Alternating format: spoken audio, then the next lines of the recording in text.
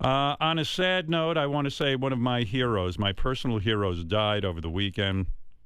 His name was Dr. John Sarno. You've heard me talk about him many times. I've recommended to many people that they buy the book, Healing Back Pain, and his follow-up book, The Divided Mind, The Epidemic of Mind-Body Disorders. He died. He was one day away from being 94. Wow. I know he was on the decline for a while, and I've been missing him for a long time. What a wonderful, wonderful man. I suffered horribly from back pain for many years.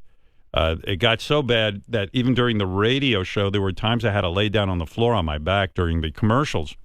Oh, it was impossible. Impossible. And I was told by doctors I needed surgery and that I had all kinds of problems with my shoulder and a frozen shoulder caused by, some sort of weird defect and all this nonsense. And, I was close to getting operated on. Didn't know what to do. It was going out of my mind. And someone had told me about Dr. Sarno. And he he really saved my life. My life was just so racked with pain. The pain was unbearable. I mean, it was really bad. And because of him, I was cured. And from time to time, things would flare up, and I would go to see him in his office. And he was about 5'3" tall, Dr. Sarno. Oh, really? I never met him or saw him. Yeah. He was only 5'3"? Yeah, Dr. John Sarno. He'd come out in his white lab coat. He always wore a tie and a shirt, and then he'd have a white lab coat. And he'd walk out, and he'd go, "Howard, come on in my office and talk to me." And I'd go in, and I always was like, "Oh, Dr. Sarno, I'm in so much pain." And he'd give me an examination, and he'd say to me, "Okay, sit down with me. Tell me what's going on in your life." "Oh, nothing, Dr. Sarno. Everything. Talk to me about your life. What's going on? What's going on with you?"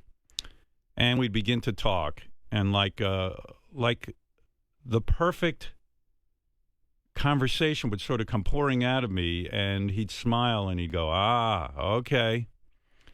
All right, now we're talking." And he had this wonderful smile. His smile could cure me. That's how much faith I had in him. And I used to sit and think about him all the time. And the thing that troubled me about Dr. Sarno was, and it was a great source of pain for him, in his life, he was so sad that here he had come up with answers, real answers for people who suffer from pain. And the rest of the medical community was hesitant to accept his theories, they were not willing to explore it, and a lot of people in the medical industry would call him a quack.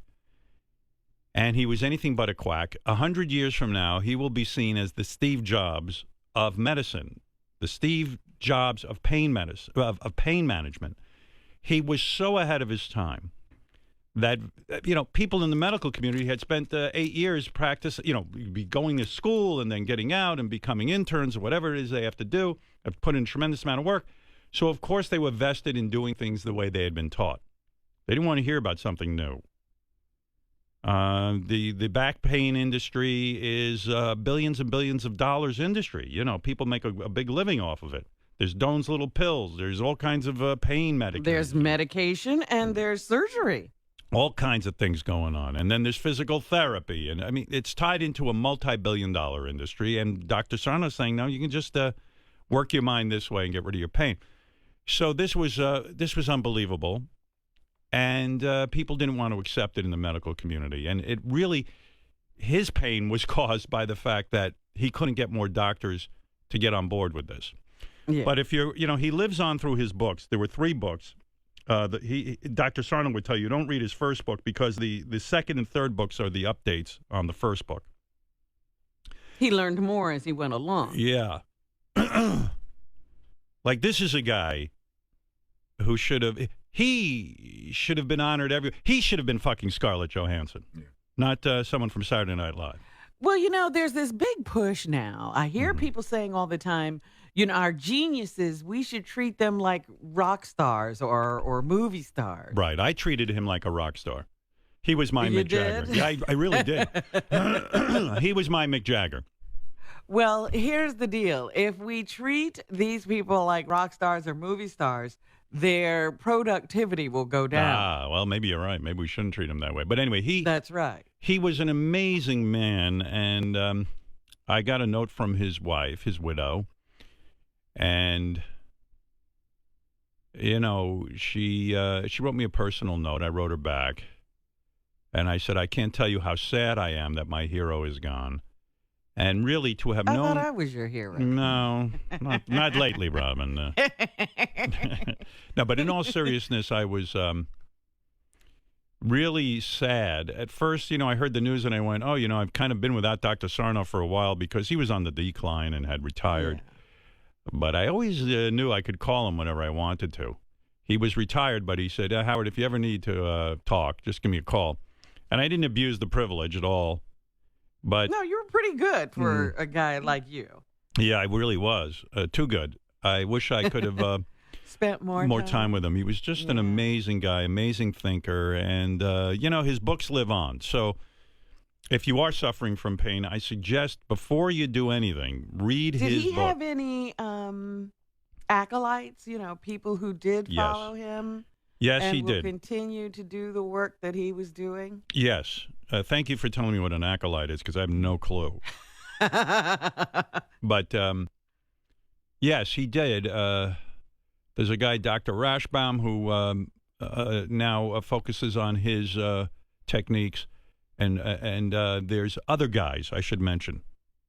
Well, that's Dr. good. Seidenberg. No, I'm glad that it's not going to leave us. Yeah. No, there are other guys who are keyed into this. Okay. Rashbaum, Seidenberg. There's a whole bunch of people, and I suspect as medical schools and stuff start to understand how profound this guy was, they might start teaching this. But yes, he had acolytes. He even had a nightlight. He was afraid of the dark, ironically. He was up on the lights, too. Yeah, but he's amazing. In 1982, he wrote his first book, Mind Over Back Pain, and then his second book became a New York Times bestseller in 1991. It was called Healing Back Pain, The Mind-Body Connection. And that sold over 1 million copies. He was something else, and he was very available to his patients. But his heartbreak was that the medical community didn't take him seriously. And there is a documentary that I actually participated in about Dr. Sarno called All the Rage. It's out now. It's called All the Rage, Saved by Sarno. It came out the day after he died last Friday. Oh. And it includes some interviews with many of the patients he helped, including Larry David and John Stossel, myself. And it's playing first in New York City at the Cinema Village, and then I think they're going to try and shop it around. They've got one copy of it. They got to take it from theater to theater. They only made one copy. They go from theater to theater. Oh, dear. Anyway, no. So, lost Dr. Sarno. That's a big loss to all of society. You're not kidding. It really is. What are you going to do? I don't want to bring everyone's Because the head down. mind-body connection is a very important thing. Absolutely. Tell Fred that. It's not being addressed. Yeah, I can't get through to Fred on that. That's a great book, by the way. Yeah, Fred has read it. And if Fred read it, No, I actually gave it to someone. They used it as a book stop for about a year. Then they finally manned up and read the book, and their back pain went away. Right. And Dr. Sarno's the reason I met my psychiatrist. He said, you must, he turned to me, he said, you got to be in therapy, dude. He didn't say it like that, and he gave me the name of my psychiatrist, and for 5 years I sat there and stared at this piece of paper with my psychiatrist's name on it, and I was like, I can't do this. I'm not going to fucking psychiatry. You'd rather stay in pain. Yeah, I'd rather just be a mess. And finally I did. It was the best advice I ever got. I needed it bad. Still need it bad. Terrible, isn't it? Yeah, there are moments you go right back into your back pain sometimes. That's true. That's true. And then I need to work my way out of it. Fuck. That's depressing. Don't you? You know what? When that's the thing. Like, you could be a brilliant human being, like Dr. Sarno, and you still wind up. That's right. In the same place as everybody else. Well, a lot of geniuses are, they're not recognized in their time.